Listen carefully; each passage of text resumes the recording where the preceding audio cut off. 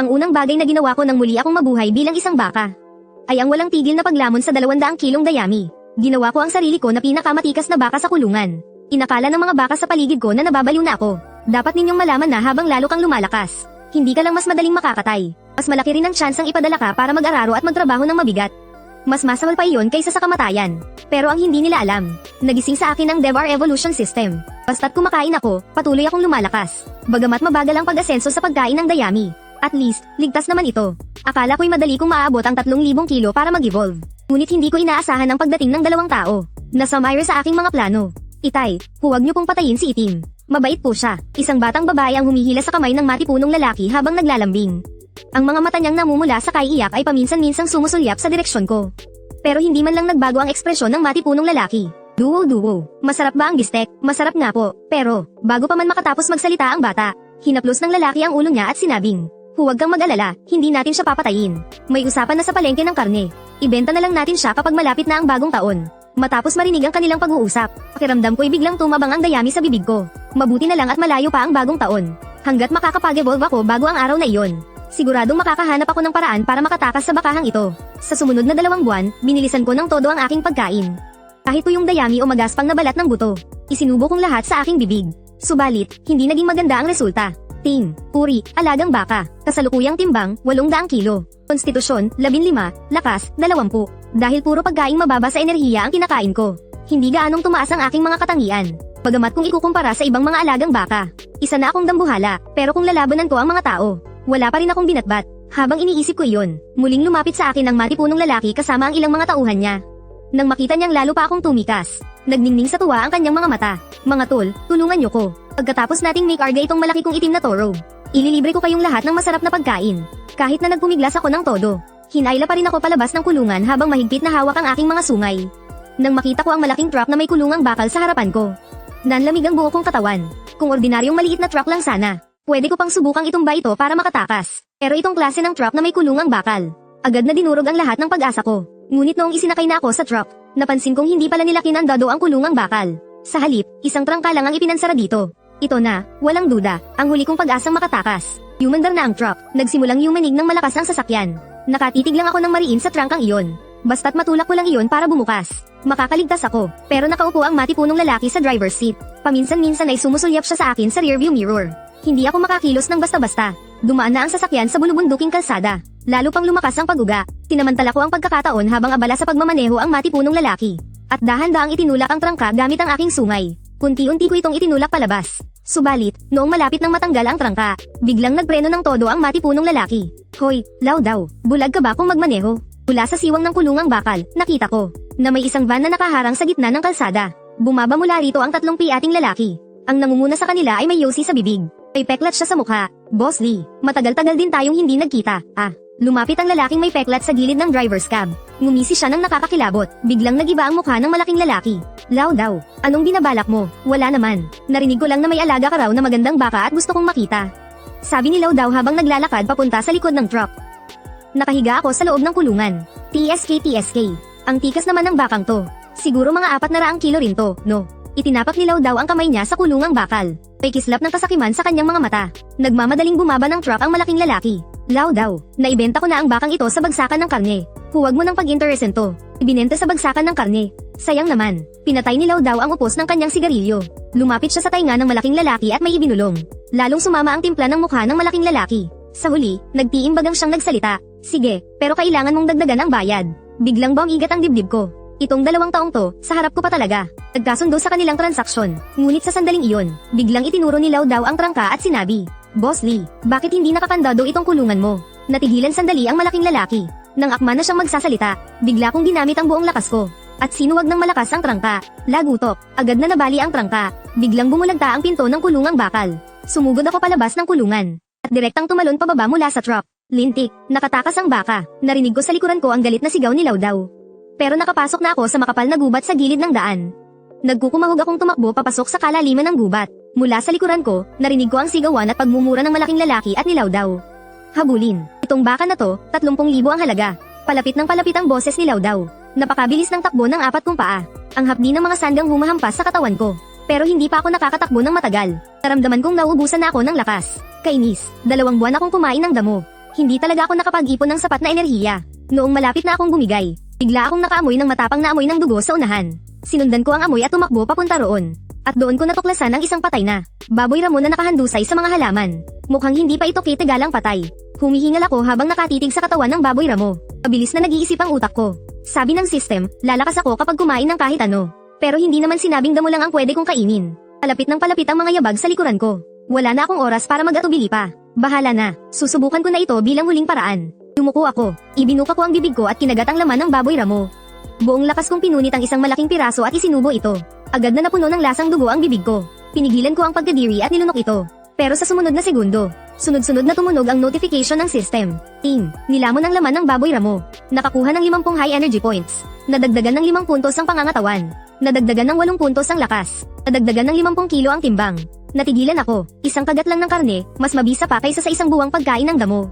Wala nang oras para mag-isip pa. Walang tigil kung pinagpupunit ang baboy ramo. Malalaking subaw ang isiniksik ko sa tiyan ko. Sa bawat lulunin ko, may isang nakakapasong lakas na dumadaloy sa katawan ko. Mabilis na lumalaki ang mga kalamnan ko. Nandoon siya, umalingaw-ngaw ang boses ni Lao Dao sa aking likuran. Agad akong lumingon. Nakita ko ang 3 lalaking may hawak na hunting rifle na sumusugod sa akin. Nakasunod sa likuran nila ang malaking lalaki. Nangingitim ang kanyang mukha sa galit. Daw, huwag kang bumaril. Kapag nasira ang karne, wala na itong halaga. Anong silbi ng pera? Nakatakas ang hayop na ito. Kailangan kong magbayad ng 30,000 yuan. Itinaas ni Lao Dao ang kanyang hunting rifle. Ang madilim na butas ng baril ay nakatutok sa akin. Nanikip ang dibdib ko. Agad kong sinakmal ang natitirang kalahati ng baboy ramo. Tumalikod ako at tumakbo. Isang malakas na putok ng baril ang narinig. Dumaplis ang bala sa aking hita sa likod. Sumabog ang lupa at putik sa tinamaan nito. Mas lalo ko pang binilisan ang takbo. Mahigpit na mahigpit ang pagkagat ko sa bangkay ng baboy ramo, hindi ko ito binitawan. Ito ang puhunan ko para mabuhay. Hindi ko ito pwedeng basta-basta bitawan. Tumakbo pa ako ng mahigit 10 minuto. Sa wakas, naiwanan ko na rin sila Lao Dao. At nagtago sa loob ng isang kuweba. Ibinaba ko ang baboy ramo. Naghabol ako ng hininga. Muling tumunog ang system prompt. Ding, kasalukuyang timbang, 900 Jin. Constitution, 32. Lakas, 45. Na-detect na patuloy na nilalamon ng host ang high energy na laman at dugo. Ang katawan ay nagsisimula ng magkaroon ng mutation. Tumingin ako sa sarili kong katawan. Napansin kong ang ibabaw ng aking balat ay nagsisimula ng magkaroon ng manipis na itim at matigas na balat. At saka, ang aking 4 na binti ay halatang mas lumaki at tumibay kaysa dati. Kitang-kita na ang korte ng aking mga kalamnan. Sinubukan kong gamitin ang aking mga kuko para hukayin ang lupa. Madali lang akong nakagawa ng butas sa matigas na bato. Ang lakas na ito ay higit sa doble kumpara sa dati. Dahil sa tuwa, ipinagpatuloy ko ang paglamon sa bangkay ng baboy ramo. Mabilis kong nilamon ang lahat ng natitirang bahagi sa aking tiyan. Ding, buong baboy ramo, nilamon. Lumampas na sa 500 kilo ang timbang. Lakas, lumampas sa 50 puntos. Bumilis ang mutasayo ng katawan. Tumaas ng 30% ang antas ng pagtigas ng balat. Kiramdam ko ay puno ng lakas ang buong katawan ko. Ang panghihina na naramdaman ko kanina ay ganap nang nawala. Ngunit sa sandaling iyon, biglang may narinig na sunod-sunod na tahol ng aso sa labas ng kuweba. Biglang bumigat ang dibdib ko. Ang Lao Dao na yun, nagdala pa pala ng mga asong pangaso para habulin ako. At gaya nga ng inaasahan, hindi nagtagal. 3 mababangis na asong pangaso ang sumugod papasok sa kuweba.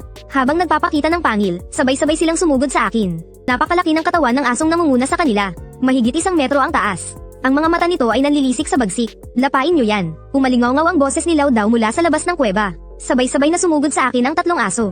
Ang matutulis nilang pangil ay tumutok diretso sa lalamunan ko. Pero sa pagkakataong ito, hindi ako tumakas. Umungol ako. Bigla kong itinaas ang aking mga paa sa unahan. At buong lakas na sinipa ang nangungunang aso. Isang malakas na kalabog ang umalingaw-ngaw. Dumaing sa sakit ang aso at tumalsik. Tumama ito sa pader ng kuweba.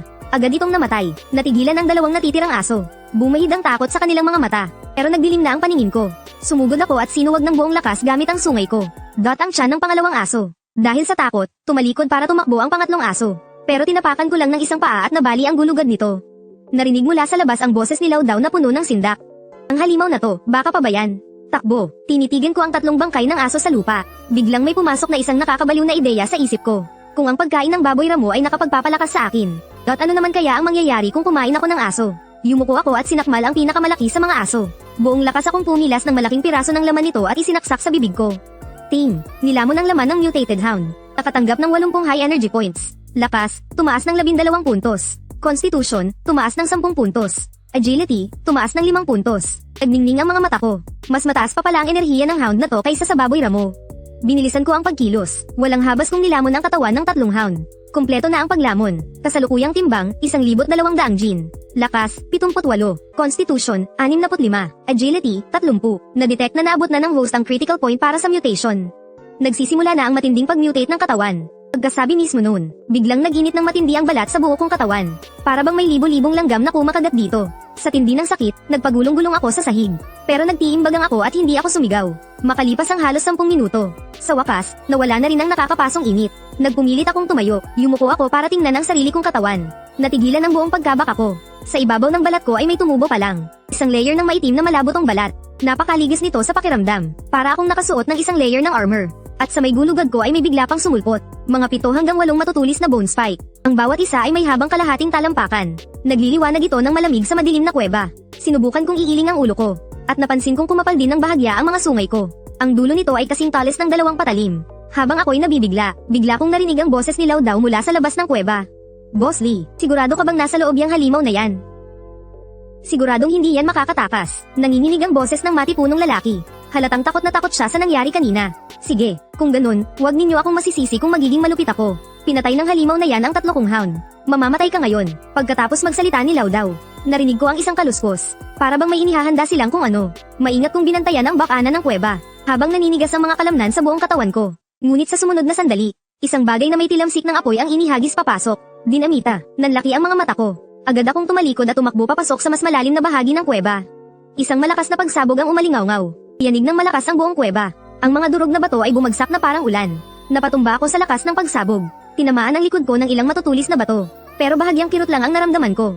Ang baluting buto pala ay nakatulong. Para salagin ang malaking bahagi ng pinsala, nagpumilit akong bumangon. At nakita kong gumuho na ang kalahati ng bakana ng kuweba. Patay na kaya siya? Narinig ang boses ni Lao Dao mula sa labas. Siguradong patay na yon. Sa ganitong kalakas na pagsabog. Kahit oso pa yan, tiyak na tapos na. Nakahinga ng maluwag ang malaking lalaki. Habang pinakikinggan ko ang usapan nilang dalawa, isang mabangis na kislap ang gumuhit sa aking mga mata. Gusto ninyo akong pasabugin hanggang mamatay. Manigas kayo. Pungol ko sa sarili. Mabilis akong sumugod patungo sa naguhong bakana. Hindi ako mapipigilan ng mga durog na bato o lupa. Buong lakas kong binangga ang mga guho. At sumugod palabas ng kuweba. Sinilaw ako ng sikat ng araw kaya napasingkit ako ng mata. Nang lumino na ang paningin ko sa labas. Namumutla na sa takot si Lao Dao at ang malaking lalaki. Anong klaseng halimaw to? Tinitigan ni Lao Dao ang mga butong nakausli at baluti sa katawan ko. Hindi na niya mahawakan ng maayos ang kanyang rifle. Ang malaking lalaki naman ay diretsyong napaupo sa lupa. Isang malaking basa ang kumalat sa kanyang salawal. Pinagpag ko ang alikabok sa aking ulo. At dahan-daang lumapit sa kanilang dalawa. Natauhan si Lao Dao. Itinaas niya ang shotgun at pinaputokan ako. Tumama ang 3 bala sa aking baluti. Pero mga kislap lang ang lumabas. Ni hindi man lang magisgasan ang balat ko. Nataranta ng husto si Lao Dao. Binitiwan niya ang shotgun. At tumalikod para tumakbo. Lao Dao, huwag mo akong iwan. Sinubukang bumangon ng malaking tao para sumunod sa pagtakbo. Pero nanghina ang mga tuhod niya sa takot. Napasubsob siya sa lupa habang tumatakbo. Lumapit ako sa harapan ng malaking tao. Tiningnan ko siya mula sa itaas. Inalagaan ako ng lalaking ito sa loob ng 2 buwan. Kahit na para lang ibenta at pagkakitaan. Pero at least, hindi niya ako minaltrato. Tinitigan ko siya ng ilang segundo. Sa huli, tumalikod pa rin ako at hinabol ang direksyon kung saan tumakas si Lao Dao. Ang turretadong yun, pagkatapos akong barilin, tatakasan pa ako. Ginamit ko ang lakas ng aking 4 na paa. At nakakagulat ang bilis ko. Sa ilang hingahan lang, naabutan ko na si Lao Dao. Lumingon si Lao Dao at nakita ako. Halos lumipad ang kaluluwa niya sa takot. Nawalan siya ng balanse, at diretsyong gamulong pababa ng burol. Tumayo ako sa tuktok ng burol. Pinanood ko si Lao Dao na nagpupumiglas at dumadaing sa gitna ng mga tinik. Hindi ko na siya hinabol pababa. Biglang tumunog ang system notification. Ding! Nagtagumpay ang host sa unang counter kill laban sa mga taong humahabol. Nakuha ang achievement, paglaya mula sa kadena. Naging stable na ang body mutation. Opisyal nang nag-evolve bilang Iron Armored Savage Bull. Nagbukas ng bagong misyon, pumasok sa kalaliman ng kagubatan. At lamunin ang mas malalakas na nilalang. Lumampas sa 2,000 gin na bigat. Tumingala ako at tiningnan ang walang katapusang kabundukan sa malayo. Ikislap ng excitement sa aking mga mata. Hindi na ako makakabalik sa mundo ng mga tao. Kung ganun, dito sa kagubatan, lalamunin ko ang lahat para mabuhay. Tumalikod ako at umalis sa burol. Naglakad ako papasok sa kalaliman ng gubat nang hindi lumilingon. Mula sa aking likuran, narinig ko ang sigaw ng malaking tao. Pero tinamad na akong pansinin pa. Muling tumunog ang system notification. Ding! Kasalukuyang estado. Toro na may baluting bakal. Bigat, 1,200 gin.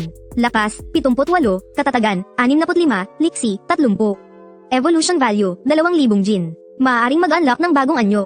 Iminumungkahi sa host na maghanap ng bibiktimahing may mas mataas na enerhiya. Kinawag-kawag ko ang aking buntot. Binilisan ko ang aking mga hakbang papasok sa kailaliman ng gubat. Dahil kailangang lumakas. Kailangan kong maghanap ng mas malakas na bibiktimahin. Naglakad ako ng halos 1 oras. Ang mga puno sa paligid ay unti-unting dumami at nagsiksikan. Halos hindi na makatagos ang sikat ng araw. Ang hangin ay may halong maalinsangan at mabahong amoy. Puno ang lupa ng mga dumi at labi ng hayop. Naging alerto ako at itinaas ang aking mga tenga. Halatang teritoryo ito ng isang malaki at mabangis na halimaw. Nang mga sandaling iyon, biglang yumanig ang mga palumpong sa harapan. Agad akong huminto, nanigas ang mga kalamnan sa buo kong katawan. Isang baboy ramo na may napakalaking katawan. Ang sumugod palabas mula sa mga palumpong. Ang mga pangil nito ay may habang isang talampakan. Namumula na parang dugo ang mga mata nito. Ang baboy ramong ito, kumpara sa kinain ko dati, ay di hamak na mas malaki. Siguradong may bigat itong 4 hanggang 500 gin. Nang makita ko ng baboy ramo, nagpakawala ito ng isang galit na Eitengal. Kinaskas nito ang lupa at handa ng sumugod. Hindi ako umatras. Sa halip, ako pa ang sumugod para salubungin ito. Buong lakas na nagbanggaan ang 2 dambuhalang halimaw, na nagdulot ng isang malakas at malagang na tunog ng pagbabanggaan. Tumusok ang mga pangil ng baboy ramo sa aking baluting bakal. Ngunit nag-iwan lamang ito ng 2 mababaw na gasgas. Sinamantala ko ang pagkakataon at yumuko, at ginamit ang aking sungay para suwagin ng husto ang baboy ramo na napaidyat sa sakit. Sumirit ang sariwang dugo, buong lakas kong iwinasiwas ang aking ulo, at diretsong naipatihaya ang baboy ramo sa lupa. Nagpupumiglas ang baboy ramo na tumayo, pero isang tapak lang ng aking kuko, nabali ko ang leeg nito. Ding! Napatay ang malaking baboy ramo. Nakakuha ng 120 high energy points. Walang pag-aalinlangan kung sinimulang lamunin ang katawan ng baboy ramo. Pumasok sa bibig ko ang mainit-init nitong dugo at laman. Muling bumugso sa aking katawan ang pamilyar na pakiramdam na nakakapaso. Ding! Nadagdagan ang timbang ng 75 kilo. Tumaas ang lakas ng 15 puntos. Tumaas ang pangangatawan ng 12 puntos. Sa lukuyang timbang, 675 kilo. Kailangan pa ng 325 kilo para sa ebolusyon. Habang sarap na sarap ako sa pagkain, biglang may narinig akong kaluskos sa paligid. Agad akong nagangat ng ulo. Nakita kong napapaligiran na ako ng 7 o 8 pares ng mga berdeng matang kumikinang euro, isang grupo ng mga lobo. Ang nangungunang lobo ay kakaiba ang laki. Kulay abo at itim ang balahibo nito. Mabangis ang tingin nito, at may tumutulo pang laway sa gilid ng bibig nito. Naghiwa-hiwalay ang ibang mga lobo. Dahan-dahan silang lumapit para palibutan ako. Nilunok ko ang laman sa aking bibig. Umungol ako ng mababa, at pumustura para lumaban. Malinaw na itinuring ako ng mga lobo bilang isang mananakop, at inagaw pa ang kanilang huli. Ang pinunong lobo ay yumalulong ng malakas. Agad sumugod ang ibang mga lobo mula sa iba't ibang direksyon. Bigla akong umikot. Ginamit ko ang aking paa sa likuran para sipin ng malakas ang isang lobo na lumundag sa aking hita. Kinagat naman ng isa pang lobo ang aking leeg, pero nabasag ang mga ngipin nito dahil sa aking baluti. Sumigaw ito sa sakit at bumitaw. Sinamantala ko ang pagkakataon at sinuwag ng aking sungay ang lobong iyon. At ibinalibag ito ng malakas sa lupa. Ngunit, napakahusay ng pagtutulungan ng mga lobo. Sa oras na mapa-atres ang isa, mayroon agad na isa pang pumapalit.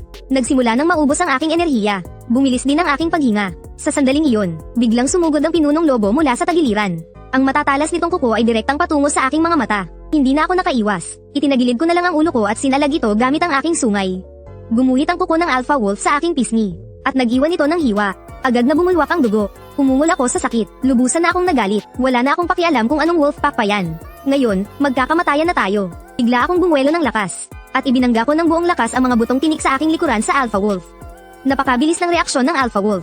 Nagpaikot-ikot ito sa ere para makaiwas. Ngunit, hindi sinuwerte ang lobong nasa likuran niya. Diretsyong tumago sa katawan nito ang mga butong tinik. Agad itong namatay, nang makita ng ibang mga lobo ang malagim na pagkamatay ng kanilang kasama. Bahagyang nakitaan sila ng takot sa kanilang mga mata. Kitang-kita na hamina ang kanilang pagsugod. Sinamantala ko ang pagkakataon para sugurin ang pinakamalapit na lobo. Isang tapak lang ng aking paa at nadurag ang ulo nito. Nang makita ng alpha wolf na hindi maganda ang sitwasyon, yumalulong ito ng malakas, at mabilis na tumakas kasama ang mga natitirang lobo. Humihingal akong nanatili sa aking kinatatayuan. Basang-basa ng dugo ang buo kong katawan. Hindi ko na masabi kung dugo ko ba o sa mga lobo. Nakapatay ng 3 mababangis na lobo. Nakakuha ng 180 high energy points. Nadetect ang sugat ng host. Iminumungkahing kumain kaagad ng laman at dugo. Para manumbalik ang lakas, tiningnan ko ang 2 bangkay ng lobo sa lupa, at ang hindi ko naubos na baboy ramo. Walang pag-aalinlangan akong nagsimulang kumain. Pagkapasok ng laman at dugo sa aking bibig, naramdaman ko ang kakaibang pangangati sa aking sugat. Talagang naghihilom ito sa bilis na kitang-kita ng mga mata. Timbang ay lumampas na sa 1,500 gin. Lakas ay lumampas na sa 100 puntos. Tumaas ang tigas ng baluti. Hamaba ang mga butong tinik. Ramdam kong napupuno ng lakas ang aking katawan. Nawala lahat ng pagod ko kanina. Ngunit, sa sandaling iyon, sa di kalayuan, muling narinig ang alulong ng mga lobo. At higit pa sa doble ang dami nila kaysa kanina. Kinabahan ako. Tumawag pa ng tulong ang mga hayop na ito. Hindi ako pwedeng magtagal dito. Kailangan kong magmadaling humanap ng ligtas na lugar. Kinagat ko ang natitirang kalahati ng baboy ramo. At tumakbo ako papasok sa kasukalan ng gubat. Palapit ng palapit ang alulong ng mga lobo sa likuran ko. Seryoso na talaga silang patayin ako ngayon. Habang kagat-kagat ang baboy ramo, buong lakas akong tumakbo. Ang alulong ng mga lobo sa likuran ko ay parang aninong sumusunod. Sa mga siwang ng mga puno, nakita ko ang hindi bababa sa 10 lobo na humahabol sa akin.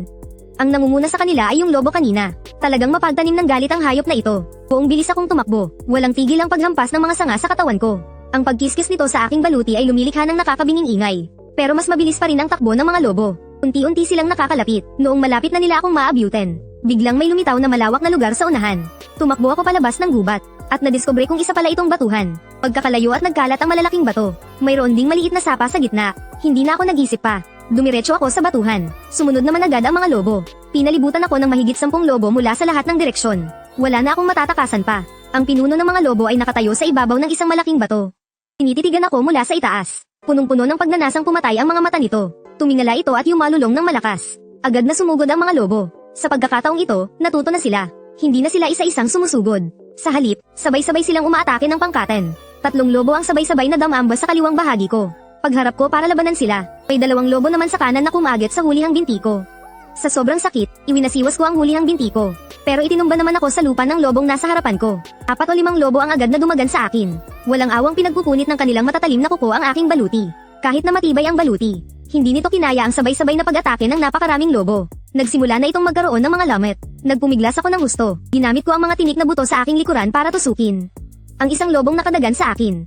Habang umaatres ang mga lobo, bumangon ako. Mabilis akong sumugod sa pinakamalapit na lobo. Itinarap ko ng buong lakas ang sungay ko sa dibdib ng lobo.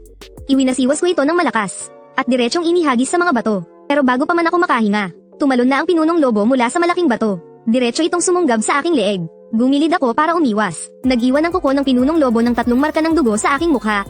Umungol ako sa galit, at tumalikod para sipain ng malakas ang pinunong lobo gamit ang aking mga paa sa likod. Umikot sa hangin ang pinunong lobo bago lumapag sa lupa. Nakakatakot ang liksi ng mga kilos nito. Sinamantala ng ibang mga lobo ang pagkakataon para palibutan ulit ako. Mabilis na nauubos ang aking lakas. Sa sandaling iyon, kinagat ng pinunong lobo ang aking binti sa unahan. Habang ang isa namang lobo ay damamba patungo sa aking mga mata. Iwinasiwas ko ang aking ulo ng buong lakas. Iniwan ng sungay ko ang tiyan ng lobong iyon. Lumabas ang mga bituka nito sa lupa. Pero ang lobong kumakagat sa aking binti ay ayaw bumitaw. Tumagos na ang mga pangil nito sa baluti. At bumaon sa aking laman. Nabaliw ako sa sakit. Bigla kong itinaas ang aking binti sa unahan. At ibinagsak ito ng buong lakas sa lupa. Nadurad siyang bungo ng lobong iyon. Sa wakas ay bumitaw na ito. Napatay ang mabangis na lobo. Nakakuha ng 60 high energy points. Natukoy na malubha ang pinsala ng host. Iminumungkahing magkarga agad ng enerhiya. Humihingal ako ng malakas, habang tinitingnan ang 3 bangkay ng lobo sa lupa. Walang pag-aalinlangan akong yumuko para lapain ito. Nalasahan ko ang mainit-init na laman at dugo. Muling kumati at kumirat ang aking sugat. Nakita ng mga lobo na kinakain ko ang kasamahan nila sa mismong harapan nila. Bumakas sa kanilang mga mata ang takot at galit. Muling yumalulong ng malakas ang pinunong lobo. Galit na sumugod ang mga natitirang lobo. Sa pagkakataong ito, lumaban na talaga sila ng patayan. Hindi na nila inisip ang sarili nilang kaligtasan. Sabay-sabay akong dinagana ng 7 hanggang 8 lobo. Walang tigil na nilapa ako ng kanilang matatalim na kuko at pangil. Sa wakas, hindi na kinaya ng aking baluti. Nagsimula itong magkaroon ng malalaking bitak. Bumulwak ang sariwang dugo mula sa mga bitak. Naramdaman kong unti-unti na akong nawawalan ng malay. Pabigat ng pabigat ang aking katawan. Pamamatay na ba ako rito? Sa sandaling iyon, biglang tumunog ang system notification. Ding! Na-detect na ang host ay nasa bingit ng kamatayan.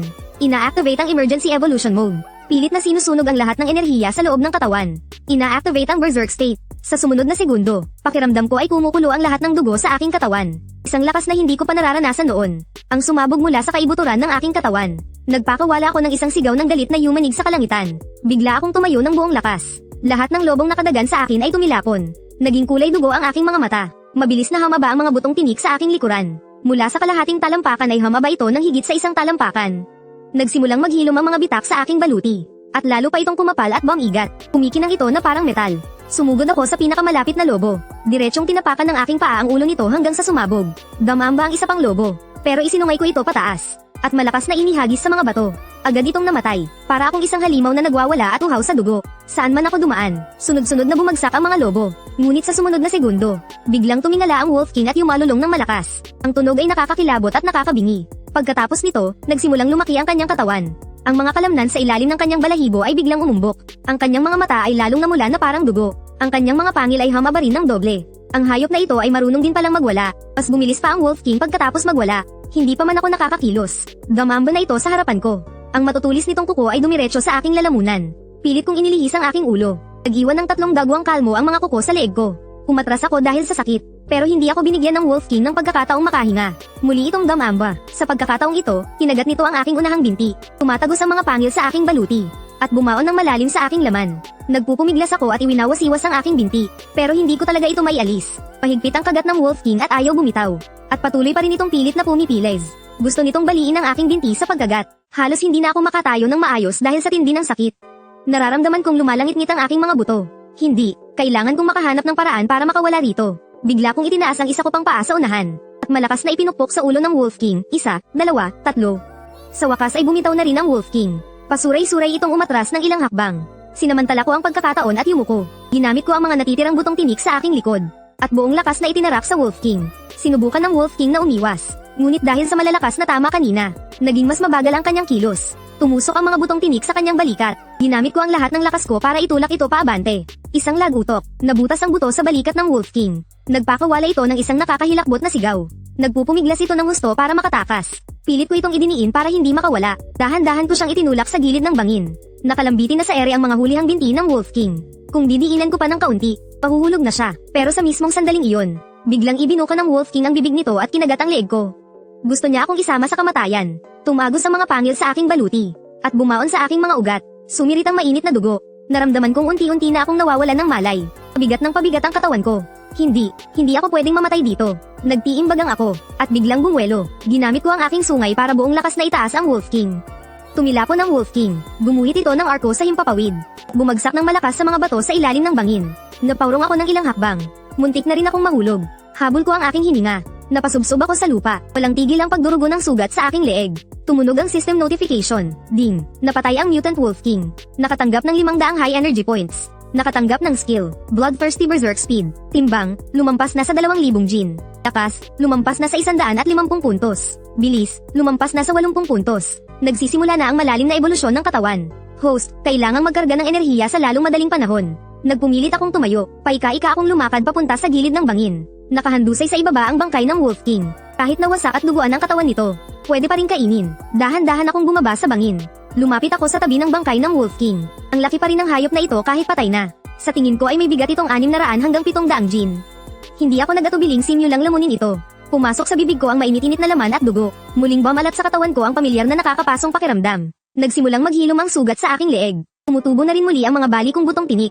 Walang tigil akong kumain. Mabilis kong naubos ang halos kalahati ng bangkay ng hari ng mga lobo. Team, kumpleto na ang paglamon. Kasalukuyang timbang, 2,200. Lakas, 180. Konstitusyon, 150. Bilis, 70. Ang baluti ay nag-evolve at naging heavy armor.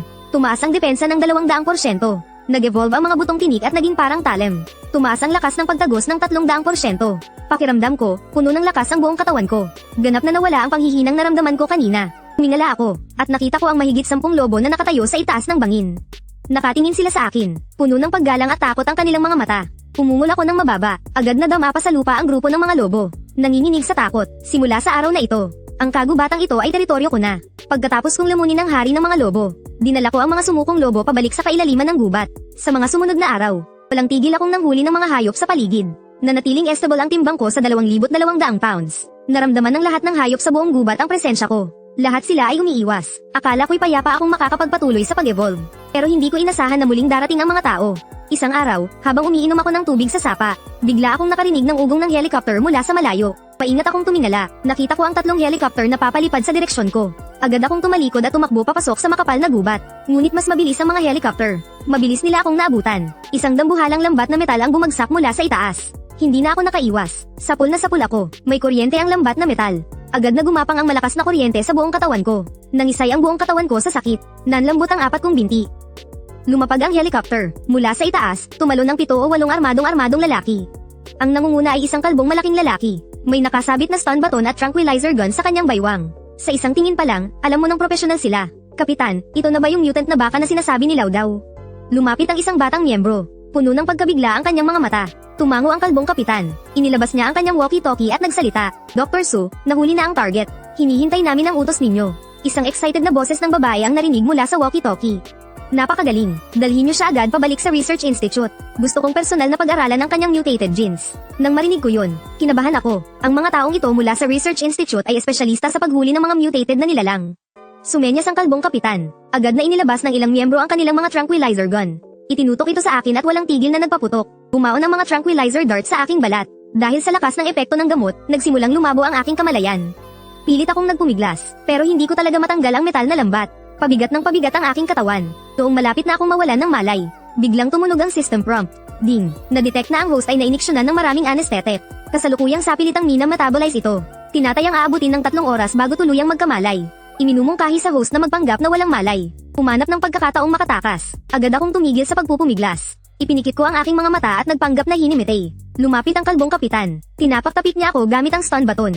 Nang makumpirma niyang tuluyan na akong nawalan ng malay, nakahinga siya ng maluwag. Ilagay ninyo siya sa transport cage. Bilisan ninyo. Nagtulungan ng ilang miyembro para buhatin ako papasok sa isang dambuhalang kulungang gawa sa titanium alloy. Pagkatapos ay isinabat ito sa ilalim ng helicopter gamit ang isang harness. Lumipad na ang helicopter. Sa pamamagitan ng bahagyang bukas kong mga mata, nakita kong papalayo ng papalayo ang kabundukan. Lumipad kami ng mahigit isang oras. Sa wakas, lumapag na rin ang helicopter. Dinala ako sa isang dambuhalang base sa ilalim ng lupa. Napapalibutan ako ng mga mananaliksik na nakasuot ng puting gown. Isang babaeng nasa mga 30 anyos ang lumapit. Siya pala si Dr. Su na narinig ko sa walkie-talkie kanina. Nakasuot siya ng salamin na may gintong frame. Umikislap sa matinding pananabik ang kanyang mga mata.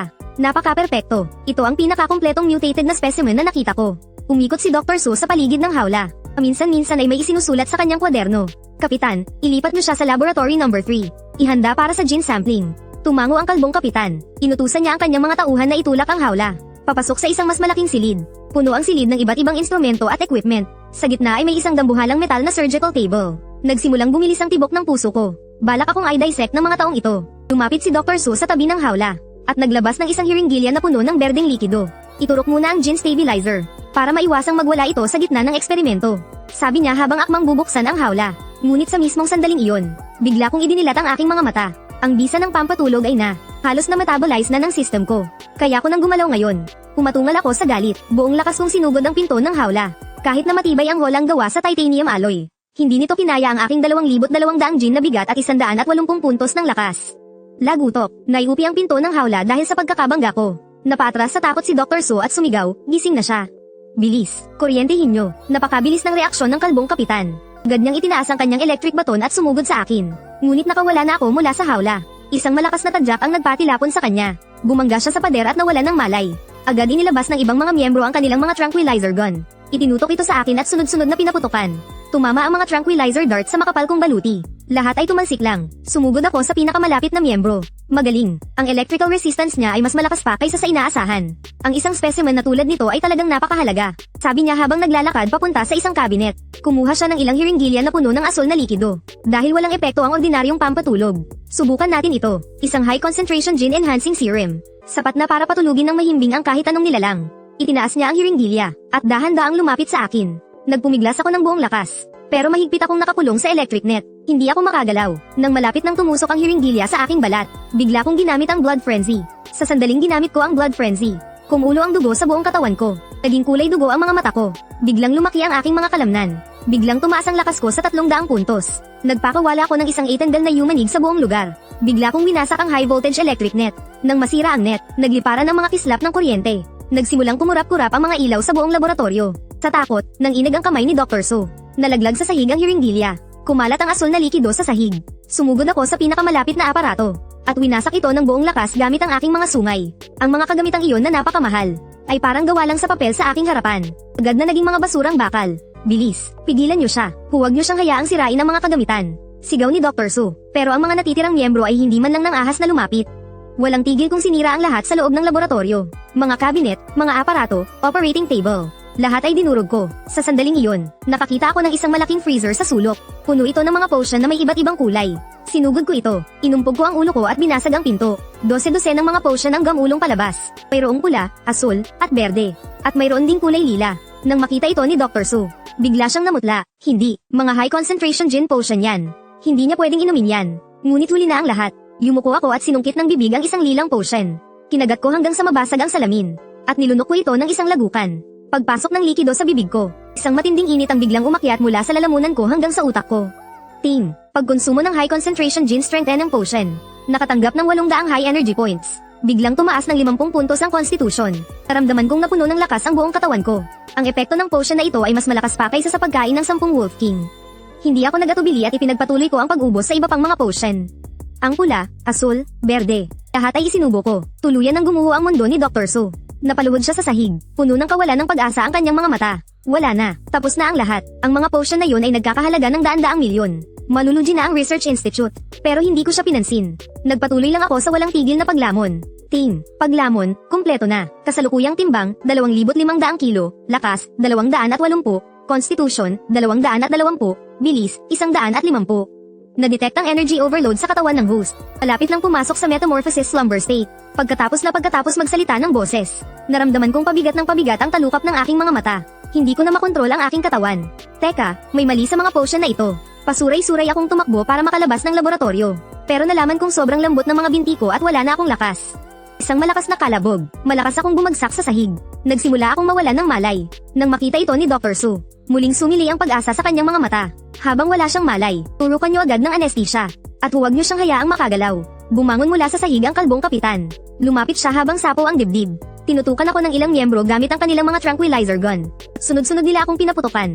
Ngunit ang mga dart na tumama sa aking katawan ay hindi man lang tumago sa aking balat. Dahil sa epekto ng kemikal, ang aking makapal na baluti ay lalo pang tumigas. Kumikinang ito na parang metal. Nagtiimbagang ang kalbong kapitan. Kinuha niya ang kanyang radyo at sinabi, "Papuntahin niyo rito ang transport vehicle." Habang wala pa siyang malay, ilipat niya na siya agad. Makalipas ang mahigit 10 minuto, isang dambuhalang transport vehicle ang pumasok sa laboratorio. Sa loob nito ay isang espesyal na kulungang gawa sa titanium alloy. Napapalibutan ito ng mga high voltage electrode. Nagtulungan ang mga miyembro para buhatin ako papasok sa kulungan. At saka ginamitan ng mga espesyal na poses ang 4 kong paa. Lumapit si Dr. Su. Iniabot niya ang kanyang kamay at hinawakan ang aking baluti. Puno ng matinding pananabik ang kanyang mga mata. Napaka-perpekto. Higit pa ito sa anumang kilalang metal. Kung mabubuksan lang natin ang genetic code nito, isang malaking hakbang pasulong ang magagawa ng teknolohiya ng sangkatauhan. Humarap siya sa kalbong kapitan at nagutos. Dalhin niyo siya sa special laboratory sa basement 3. Nandoon ang mga pinaka-advanced na kagamitan sa pag-dissect. Ako mismo ang mag-aaral sa kanya. Humandar na ang transport vehicle. Dinala ako sa mas malalim pang bahagi sa ilalim ng lupa. Papadilim ng papadilim ang paligid. Kumakalat sa hangin ng matapang na amoy ng disinfectant. Naramdaman ko ang matinding pagbabagong nangyayari sa aking katawan. Muling nabubuo ang aking mga buto. Lumalaki ang mga kalamnan. Nag-i-evolve ang baluti. Patuloy na tumutunog sa isip ko ang system notification. Din, progreso ng pagbabagong anyo, 10%, 30%, 50%. Tinatayang makukumpleto ang pinakahuling pagbabagong anyo sa loob ng 3 oras. Mag-e-evolve bilang demonyong toro ng kalaliman. Kapag nakumpleto na ang pagbabagong anyo, ang host ay magkakaroon ng kapangyarihang pandurog. Iminumungkahing tumakas kaagad. Huminto ang transport vehicle. Itinulak ako papasok sa isang malaking laboratorio. Mahigit 10 beses itong mas malaki kaysa sa naunang laboratorio. Puno ito ng iba't ibang nakakatakot na instrumento at kagamitan. Sa gitna, may isang malaking metal na operating table. Puno ito ng matatalim na kutsilyo at electric saw. Pumasok si Dr. Su. Kasunod niya ang mahigit 10 researcher. Tiningnan niya ako habang nakahiga sa kulungan. Mayroong ngiti ng pananabik sa kanyang mukha. Ihanda ang diseksyon. Gusto kong makita ang panloob na istruktura nito. Kung ano ba talaga ang espesyal dito. Nagsimulang maghanda ng iba't ibang kagamitan ang mga researcher. Electric saw, scalpel, sampler. Lahat ay inilagay sa operating table. Lumapit ang kalbong kapitan. Nag-aalalang sinabi niya, "Dr. Su, napakabangis ng halimaw na to kanina. Paano kung magising ito?" Ngumisi si Dr. Su, "Huwag kang mag-alala. Sapat ang gamot sa katawan niyan para patulugin siya ng 3 araw at 3 gabi." At saka, ang kulungang ito ay gawa sa pinaka matibay na titanium alloy. Kahit tangke ay hindi ito masisira. Sabi niya habang naglalakad papunta sa tabi ng kulungan. Iniabot niya ang kamay at tinuktok ang mga rehas na bakal. Isa pa, kahit na magising pa yan. Nasa 2 palapag tayo sa ilalim ng lupa. Mayroong 30 armadong security personnel sa paligid. Kahit magkakapakpak pa yan, hindi yan makakatakas. Pero, ang hindi niya alam ay, ang totoo, gising ang kamalayan ko sa buong panahon. Tinutulungan ako ng system na pabilisin ang aking pagbabagong anyo. Kailangan ko lang tumagal pa ng 2 oras. At makukumpleto ko na ang aking ebolusyon. Pagdating ng oras na iyon, hindi na ako kayang pigilan ng isang kulungang gawa sa titanium alloy. Nakahiga ako sa kulungan, habang nakapikit ang mga mata ko. Nagkukunwaring walang malay. Walang tigil na tumutunog sa isip ko ang system notification. Ding, progreso ng pagbabagong anyo, 70%, 80%. Nararamdaman ko sa loob ng katawan ko, na bawat buto ko ay muling nabubuo. Mabilis na tumitindi ang densidad ng aking mga kalamnan. Lumapit si Dr. Su sa tabi ng kulungan. Ding, mga bagong skill, na unlock. Was aking pagsugod, yapak ng impyerno, sigaw ng lagim. Bigla kong idinilat ang mga mata ko. Kumikinang sa aking mga mata ang isang pulang-pula na liwanag. Sa takot, nanginag ang kamay ng kalbong kapitan. Nalaglag sa sahig ang hiringgilya. Umungol ako sa galit. Ang mga sound wave ay kumalat na para bang may solidong anyo. Niyanig ang buong laboratorio. Ding, sigaw ng lagim, activated. Lahat ng nilalang sa paligid ay napuno ng takot. Si Dr. Su at ang mga mananaliksik ay pawang napalumpo sa sahig. Puno ng takot ang kanilang mga mata. Kahit na profesional na security ang kalbong kapitan. Namutla rin siya sa sobrang takot. Nanghina ang kanyang mga tuhod. Bigla akong tumayo. Ang mga espesyal na kadena sa akin ay parang papel lang sa aking harapan. Agad itong nagkaputol-putol. Binangga ko ito ng buong lakas. Ang kulungang titanium alloy ay naglabas ng nakabibinging tunog ng yumuyuping metal. Nagsimulang bumaluktot ang mga rehas na bakal. Nagkaroon ng mga bitak. Nang makita ni Dr. Su ang nangyayari, tuluyan siyang nataranta. Imposible. Gawa ito sa titanium alloy. Paano ito masisira sa pagbangga lang? Ngunit, sinampal siya ng katotohanan. Muli kong ibinuhos ang aking lakas. Tuluyang sumabog ang kulungan. Nagtalsikan ang mga piraso nito kung saan-saan. Tumabas ako mula sa mga guho. Ang buong katawan ko ay naglalabas ng isang nakakatakot na aura. Sa sandaling ito, mas malaki na ng husto ang katawan ko kumpara dati. Ang mabigat kong baluti ay naging kulay itim na itim. Kumikinang ito na may madilim na kintab. Ang mga butong nakausli sa aking likuran ay naging parang matatalim na talem. Bawat isa ay may habang 2 talampakan. Napakatalim. Ang mga sungay ko ay lalo pang kumapal at lumakas. Ang mga dulo nito ay kumikinang na parang yelo. Tila kayang tumagos sa kahit ano. Pilit na tumayo ang kalbong kapitan. Nanginginig niyang kinuha ang kanyang walkie-talkie. Lahat ng security personnel pumunta agad sa laboratorio sa 2nd basement. Ang target ay nagwawala, ulitin ko. Kasasabi pa lang niya noon. Sinibak at binuksan ang pinto ng laboratorio. 30 armadong security personnel ang sumugod papasok. May hawak silang mga submachine gun at rocket launcher. Ang nangunguna sa kanila ay isang nasa katanghaliang gulang na lalaking may peklat sa mukha. Siya ang kapitan ng security team. Nakita niya ako, may bahid ng pagkabigla sa kanyang mga mata. Pero agad din siyang kumalma. Lahat, makinig sa utos. Magpaputok na kayo, kailangang mapabagsak ang target. Bang, bang, bang. Ang sunod-sunod na mga bala ay parang ulan na tumama sa akin. Ngunit tumama lang ito sa makapal kong baluti at nagdulot lang ng mga kislap ng apoy. Ang depensa ko ay ilang beses nang lumakas matapos ang aking ebolusyon. Hindi kayang tumagos ng mga ordinaryong bala sa depensa ko. Sumugod ako sa pinakamalapit na mga security personnel. Ginamit ko ang Destruction Rush. Ding, na-activate na ang Destruction Rush. Lahat ng hahadlang sa daraanan ng pag-atake ay masisira. Para akong isang tangke na walang kontrol. Lahat ng madaanan ko ay tumilapon. Ilang security personnel ang tumilapon dahil sa pagbangga ko. Malakas silang tumama sa pader. Agad silang nawalan ng malay. Nagbago ang itsura ng kapitan na may peklat. Agad siyang nagutos na gamitin ang mga rocket launcher. 2 security personnel ang nagtaas ng kanilang rocket launcher. Itinutok sa akin at nagpakawalan ng 2 putok. Ang mga rocket ay humahagibis papalapit na may buntot na apoy. Pero hindi ako umilag. Boom, boom. 2 malakas na pagsabog. Nilamon ako ng liwanag mula sa pagsabog. Isang kislap ng pag-asa ang sumilay sa kanilang mga mata. Patay na ba siya? Pero sa sumunod na segundo,